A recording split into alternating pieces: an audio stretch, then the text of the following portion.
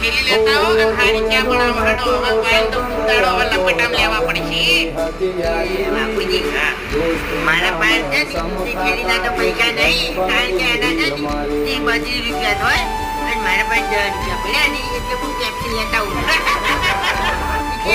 હું તો દુકાને જાઉં તમારો એક કામ કરજો આટલો રસ પછી ઘર પકડી દેજો એ હારું ઓ તારી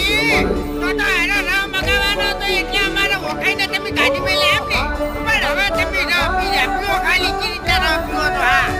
પ્લાન તો આ ના પીવાનો તો કે આ હીરિયો વેણવાનું જવાની લે પીવાય